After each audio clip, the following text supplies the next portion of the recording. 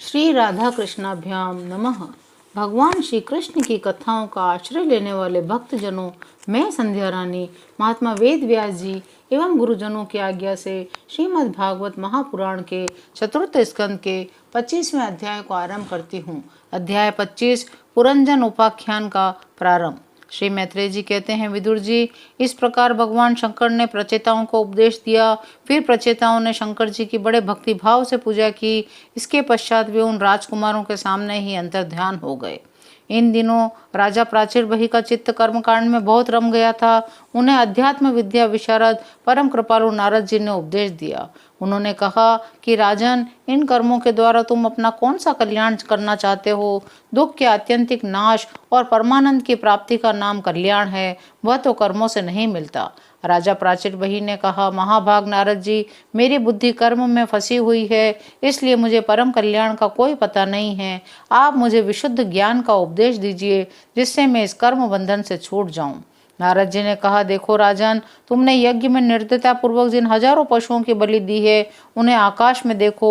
ये सब तुम्हारे द्वारा प्राप्त हुई पीड़ाओं को याद करते हुए बदला लेने के लिए तुम्हारी बाट देख रहे हैं। जब तुम मरकर परलोक में जाओगे, तब ये अत्यंत क्रोध में भरकर तुम्हें अपने लोहे के सींगों से छेदेंगे। अच्छा, इस विषय में मैं तुम्हें एक प्राचीन उपाख्यान सुनाता हूँ। वह राजा पुरंजन का चरित्र है। तुम सावधान होकर सुनो। पूर्व काल में पुरंजन नामक एक बड़ा यशस्वी राजा था। उसका अविज्ञात नामक एक मित्र था। कोई भी उसकी चेष्टाओं को समझ नहीं सकता था। राजा पुरंजन अपने रहने योग्य स्थान की खोज में सारी पृथ्वी में घूमा। फिर भी जब उसे कोई अनुरूप स्थान न मिला, तब वह कुछ उदास सा हो गया। एक दिन उसने हिमालय के दक्षिण तटवर्ती शिखरों पर कर्मभूमि भारत खंड में एक 9 द्वारों का नगर देखा। वह सब प्रकार के सुलक्षणों से संपन्न था। उस नगर के बाहर दिव्य वृक्ष और लताओं से पूर्ण एक सुंदर बाग था, और वहां अनेकों पक्षी भांति भांति की बोली बोल रहे थे और भौरे गुंजार कर रहे थे। वहां बार बार जो कोकिल की कुहू ध्वनि होती थी, उससे मार्ग में चलने वाले बटोइयों को ऐसा भ्रम होता था मानो वो बगीचा विश्राम करने के लिए उन्हें बुला रहा है। राजा पुरंजन ने उस अद्भुत वन में घूमते घूमते एक सुंदरी को आते देखा, जो अकस्मात ही उधर चली आई थी। उसके साथ 10 सेवक थे। एक 5 फण वाला सांप उसका द्वारपाल था। वही उसकी सब ओर से रक्षा करता था। वो सुंदरी भोली भाली किशोरी थी, विवाह के लिए श्रेष्ठ पुरुष की खोज में थी। अधिक क्या कहें, वह साक्षात कोई देवी सी मालूम पड़ती थी। उसकी प्रेम से मटकती भौं और प्रेम पूर्ण तिरछी चितवन के बाण से घायल होकर वीर पुरंजन ने लज्जा युक्त मुस्कान से और सुंदर लगने वाली उस देवी से मधुर वाणी में कहा, हे कमल दल लोचने, मुझे बताओ तुम कौन हो, किसकी कन्या हो साध्वी, इस समय कहाँ से आ रही हो, इस पुरी के समीप तुम क्या करना चाहती हो? सुंदरी, तुम साक्षात लज्जा देवी हो अथवा उमा रमा ब्रह्माणी में से कोई हो। सुभगे, तुम इनमें से कोई हो नहीं, क्योंकि तुम्हारे चरण पृथ्वी का स्पर्श कर रहे हैं। अच्छा, यदि तुम कोई मानवी ही हो, तो लक्ष्मी जी जिस प्रकार भगवान विष्णु के साथ वैकुंठ की शोभा बढ़ाती है, उसी प्रकार तुम मेरे साथ इस श्रेष्ठ पुरी को अलंकृत करो। देखो, मैं बड़ा ही वीर और पराक्रमी हूँ। तुम्हारी लजीली और रति भाव से भरी मुस्कान के साथ भौहों के संकेत पाकर यह शक्तिशाली कामदेव मुझे पीड़ित कर रहा है। इसलिए सुंदरी, अब तुम्हें मुझ पर कृपा करनी चाहिए। जरा ऊंचा करके अपने उस सुंदर मुखड़े का मुझे दर्शन कराओ। श्री नारद जी ने कहा, वीरवर, जब राजा पुरंजन ने अधीर होकर इस प्रकार याचना की, तब उस बाला ने हंसते हुए उसका अनुमोदन किया।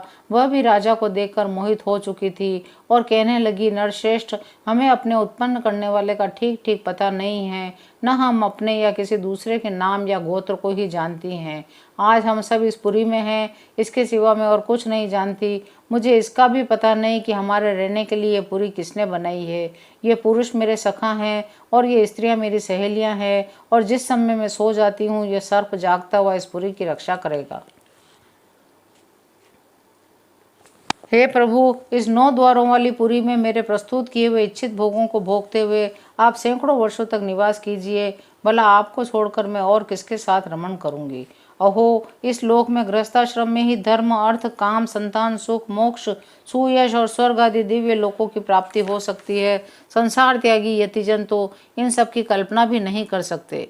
महापुरुषों का कथन है कि इस लोक में पितर, देव, ऋषि, मनुष्य और संपूर्ण प्राणियों के और अपने भी कल्याण का आश्रय एकमात्र गृहस्थाश्रमी है।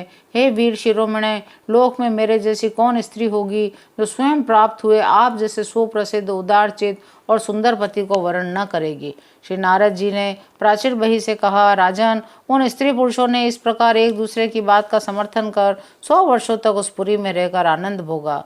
गायक लोग सुमधुर स्वर में जहाँ तहाँ राजा पुरंजन की कीर्ति गाया करते थे। जब ग्रीष्म ऋतु आती तब वह अनेकों स्त्रियों के साथ सरोवर में घुसकर जल क्रीड़ा करता। उस नगर में 9 द्वार थे, उसमें 7 नगरी के ऊपर और 2 नीचे थे।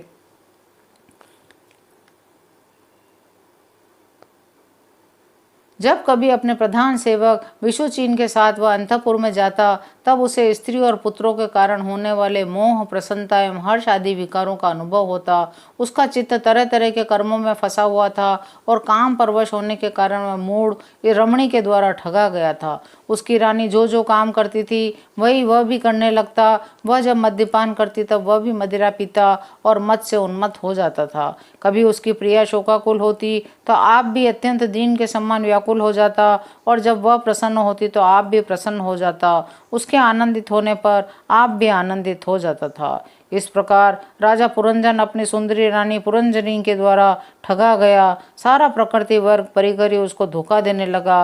वह मूर्ख विवश होकर इच्छा न होने पर भी खेल के लिए घर पर पाले हुए बंदर के समान अनुकरण करता रहता था। 25वां अध्याय यहीं विराम लेता है। शेष अगले अंक में। जय श्री कृष्ण।